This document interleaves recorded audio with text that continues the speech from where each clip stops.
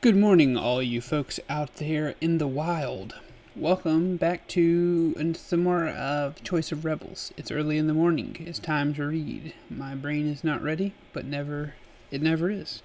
So let's get started. Last time we ended asking the man who was wrapped in vines and had an arm blown off or something.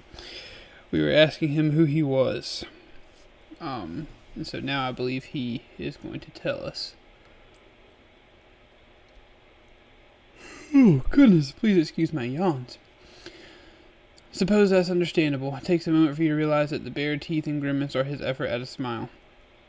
Yed Gavern of the South Riding. Ostler's hand and burglar. How did you come to be all the way up here, Yed?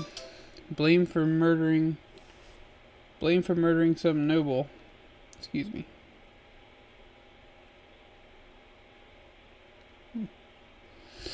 Got a scam text messages. My favorite.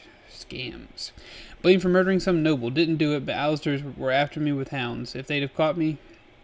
Yet licks his lips, ventures a shrug, ran straight for the ward, made it across an hour or so ahead of them. Thought I'd made it safe, but that night 4 great jackals showed up, walking upright, carrying blades, said I could cross back or keep moving north. The skin crawls on the back of your neck. You've heard tales of abhuman werefolk, but you'd not really known whether to believe them. They chase you into the Xao lands? Don't like humans in their desert. You cross into their bit, they chase you where the storms start, or just eat you. And you survive the storms? You can't suppress a shudder or hide your incredulity.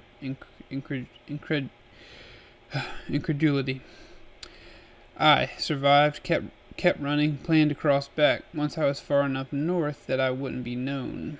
The stranger leans over, closes his trembling hand around the cup Tarrant left for him. I've been out there a year, Captain. You stare into that bright, feverish eye. They say the only way to survive a day out there is to cut a deal with Xao, to become its tool. Captain Oakfell, after seeing my first storm, if the enemy'd shown up, I'd have cut whatever swiving deal it asked. Yet drinks, spilling each much of the ale into his matted beard. But I didn't have the chance. Never saw no enemy, nor of the hundreds of other folk I met out there, who you'd still recognize as human. At least I reckon not. Hundreds? How is that even possible? I can't conceal my shock. No human should be able to survive Xao, at least not without losing their soul. That's one of the key reasons given for the wards. Hundreds? My mind has already leapt to the possibility of recruiting the folk across the ward, tough survivors with nothing to lose. What if there's a way for us to retreat across the ward to a haven where no thurge or armed phalangi could follow us? Could I convince the band to follow me into the Xao lands?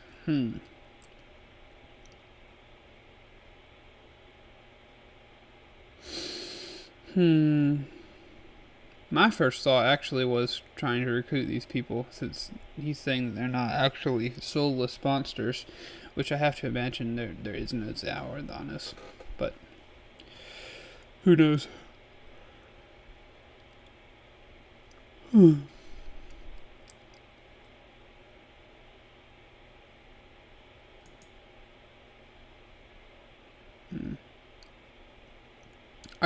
I mean, this is the first thing I thought, so that's what I'm going to do.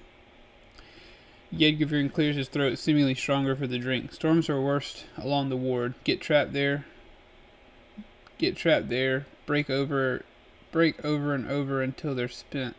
That's where the world goes crazy. No one settles within 10 miles of a ward, or goes there at all, unless they're hoping to cross back. But elsewhere, storms roll in slow, skimming the surface. You can sometimes outrun them, and there are deep ravines and caves storms don't touch, not directly. Those are the villages where folk live and farm or herd. He shrugs weakly. The things that come out of a storm. You can find their way down, but you dodge them, or kill them, or run faster. Until you don't, you stare at him. Your arm, your face. No, Captain, wasn't no beast as Xao did that. The South Riding man closes his one visible eye for a moment. Once a storm has changed you, once it's touched your flesh, you can't pass back through a ward, and everyone gets brushed, if not fully changed. If you're lucky, you just leave some bits of you looking odd. Scales for skin, a limb stretched out but still working, or it might kill you or blind you. Turn your leg to water, turn your arm to a snake. I was grazed a month back, turned me part tree, one arm and half my face hard as oak bark. His hand brushes the cataplasm that Terra has bound over his ruined cheek, and his voice begins to shake. No steel blades out there, not like that you can get past the wards, but sometimes storms leave glass or obsidian. I couldn't stay out there, Captain. I'd sooner die or leave behind whatever of me couldn't get across. So the man cut his arm off. I don't know how 160 hours or however many hours that movie is called, style. Xaos, how could you bring yourself to do it? It was truly that unbearable. I try to imagine what could get me to do the same. I just nod in grim, wordless respect for his sacrifice. Wordless respect, dog. After a few moments' silence, Yed's breathing and speech slowed down again. Anyhow, got through and started running. Saw your camp smoke. Took me a day to you. His words begin to break up, and within moments his eyelids are sagging closed again. Still human, I think, Captain, Terret says in a hushed voice, and not mad, though Xaos knows he's seen enough to be, just very ill. You gaze out across the moonlit forest as you try to take it all in. We need to hear more of what he knows about the abhumans and these hundreds who live in Xao, what it takes to survive there. It's survivable. That undercuts everything the Daikons told us about why the wards are needed. I'm sure that others will think that, and it horrifies me. Of course we need to keep the wards up. No, it's survivable. That undercuts everything that we've been told. Over and over in your childhood you heard the same refrain. You were called to sacrifice yourselves to protect all humanity from Xao, the enemy of Xaos, whose power is unchecked in the Xao lands. This is Helotry's glory and highest purpose. You can still hear Ecclesias Olena's sympathetic voice explaining it to you and the other Helot children before you witness your first harrowing. Tens of thousands of Helots die every year because of this story. If it's not true, if the lands beyond the wards are hostile but inhabitable, rather than stalked by an enemy that hunts you down to consume your soul, it is conceivable that you could live without the Xao ward. Is it conceivable that you could live without the Xao ward? Are the hardships and horrors Yed describes really worse than the ones you grew up with? In the morning you explain to the band what you know of Yed's travels, and that he'll be staying with you until he's recovered and you can hear more of his story. One or two people look a bit nervous, but for the most part your outlaws agree and accept Yed as a successful escapee from Xao, rather than a suspected envoy. 2 days after Yed's arrival, a rumor reaches you from your fence. Elaine Laybridge, Jillian adds... From your fence, Elaine Laybridge. Jillian adds, returning with a lone mule, looks troubled. Captain, they're saying that the Archon's cousin has been found dead in the forest on the far side of the Windward Pass. Oh, no. What? You gasp? It's been less than 4 weeks since Horion and Linus left you. A short time for them to be found in the wilds and get news to get around the rim. How did they die? Filled with arrows. Everyone's saying it was the Windward bandits that did it. You can see doubt in her eyes and in the others around the circle. We didn't, you insist. Xaos, I'd have killed them here if I'd meant to do them harm. It takes a moment for the explanation to sink in. His enemies, they must have known he was going to Xeric. Perhaps they thought we would do their work for them. Regardless, they must have been waiting just on the other side. Julian shrugs, looking fretful. That's as may be, but everyone says that the Archon's promised to double the troops she sends after us, but to be sure her cousin is avenged, and the nobles all across the rim are competing to offer their guards to hunt us down. No. Nobles tend to promise a lot more than they actually do. You try to present a mask of confidence rather than the shock and dismay you feel. Count Phrygia was always going to send as many troops as she thought it would take to destroy us. We just need to be sure we're ready for them, the same as if we'd never heard of this Layla 2. I do my best to counter the rumors. I have a blood-curdling night message left outside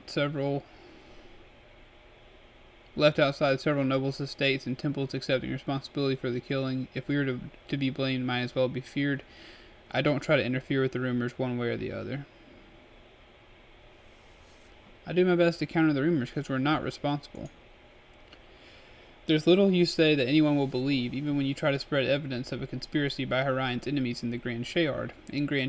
Your contacts in the Rim don't really know enough about court politics to speak credibly on the matter. Your fences are politely incredulous when you ask them to find ways to counter the rumors, but your efforts may persuade a few people to see Horion's death as a mystery rather than your doing.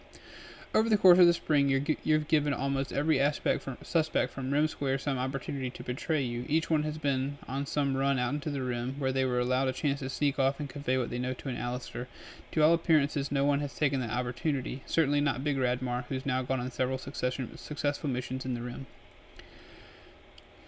But I think whoever betrayed us to Chirex is still with us, just lying low. I can't help wondering whether I was wrong to trust Breeden after all. Perhaps the traitor didn't survive our months in the wilderness after all. Is it thinkable that the capture of Breeden's gang truly was just a coincidence? I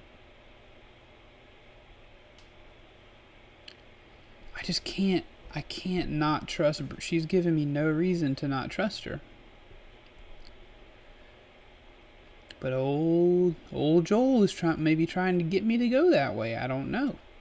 He's pushing me in that direction. It feels like it. He keeps sowing these seeds of doubt in Breeden. But I don't want to not trust her. Is it thinkable that the capture of Breeden's gang truly was just a coincidence? It feels like that's probably not true. I don't know. Could it be Jillian Eds, though?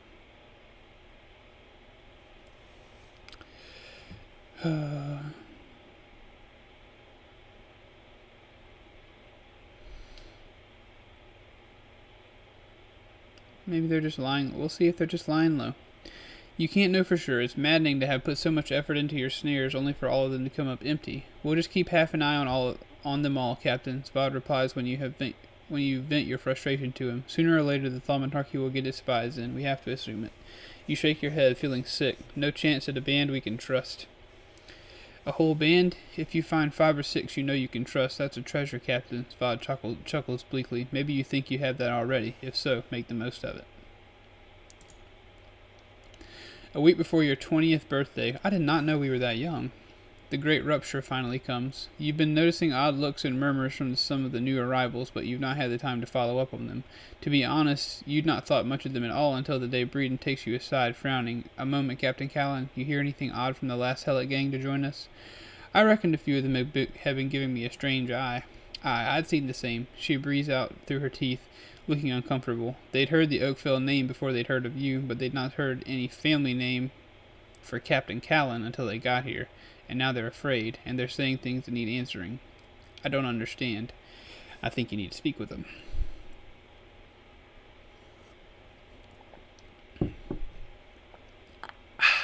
Tasty. After supper, with your stomach still twisted in knots from the afternoon's conversation, you beckon your father out of the familiar cluster of his old Carry-2 plowmates. He follows you with a tolerant, almost good-natured smile on his face. What do you want, boy? Some new victory you want to tell me about? Convince me we've a chance after all? You round on him as soon as you think you're out of the band's earshot. You remember Aaron Weller? Do I what? His face is suddenly flinty in the red twilight. What are you on about, then? Aaron Weller, Carry-2. Caught practicing the bow, convicted of being poacher and rebel. Had her hands and feet cut off and eyes put out, before she was locked up for a month to wait for the next harrowing. Her man was harrowed too, and her children sold away from Rim Square. I remember her, You're too damn young to know a thing about it, so why are you asking me now? The looks you got from the recently arrived men are still eating at you, as if no one could believe you'd never heard the allegations, never even suspected. 2 of her grown children just joined the band, and they claim Oakfell is the name of the man who betrayed their mother to the Alistairs. You try to remember the times you met with Breeden, back in Rim Square. Could your father ever have been there? Ever have followed you? Surely there was no way for him to have known the names of so many of the youth who attended those meetings.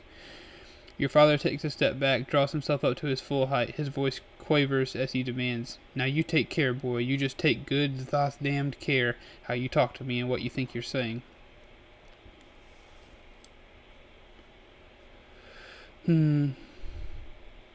What do you think I'm saying? If you didn't sell Aaron, who did you sell? I bark, how are you still alive, an unharrowed old man?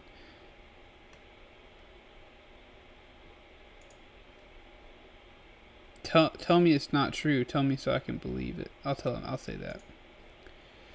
You need me to tell you? You want me to defend myself against some swiving stranger? Your imploring eyes seem to infuriate him past the point of sanity. Then damn you, boy. Xaos eat you. May the third just burn you slow, and when they're done, may Xao find some new spit to roast you on in Terrator, and may it be somewhere that I can watch. How is it possible that he can still hurt you this much? I'm your child. My child? You thought you knew how fast your father could move. Maybe it's just that he hasn't dared lay a hand on you in so long, but before you know it, his fists are clenched in your kirtle collar and his breath seething on your face. My child's been dead these 21 years, boy. You're the one that should never have been. Your pulse throbs deafeningly in your ears as you bat his hands. For a wretched moment, you feel 5 years old again. What are... He pushes you off with disgust. I'll own there's my blood in your veins, my nose on your damn face. His face twists further, and he's suddenly wiping desperately at his eyes with one wrist. I had a child, damn you. My son, my beautiful son. I had a child. It's a moment before you can speak. By mother? Your father drives on, savage and shrill. Your mother was a worthless bit of meat. All I asked from her was a child every few years, enough to keep us both alive. Did you think it was my fault you were our only git? I'd sired another before her, before you. Her seed was weak, not mine.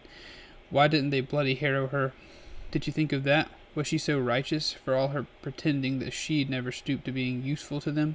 If it were my seed that was weak, you might have had a dozen little sisters and brothers, all looking like some Alistair or other. But no, she couldn't even protect us that way. She left it all to me, and you dare to come here and hurl it in my face with your mother's voice, her righteous air.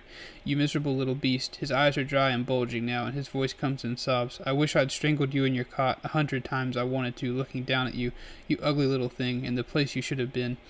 You could never have been him. In the place he should have been, you could never have been him.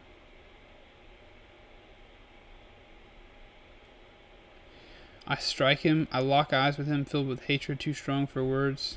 I stare at him, furious and sick to my core. Let's just lock eyes. Let's not strike him. There it is. Your father whispers, a joyless grin stretching on his face. There it is. That's my boy. That's what I'd always knew you'd feel. You struggle to regain control. Now every time folks see me talking to you, they'll think some of it will find its way back to your Alistair friends. Like Territor they will, he snarls back at once, unless they'd wonder the same thing when they see you talking to Jillian or Hetton or any other helot with enough white in their hair. This is your shame talking, boy. No, your hate. You're the only one who's made the problem here by deciding to believe the lies of some bitter lads whose mother was caught breaking canon. I turn away. When we return to camp, I'll announce that you're to be tried for the betrayal and murder of Aaron Weller. It's an easy problem to solve, but I'll never speak to you again. Do you truly think I'll believe it a lie? I shake my head, bitterly incredulous.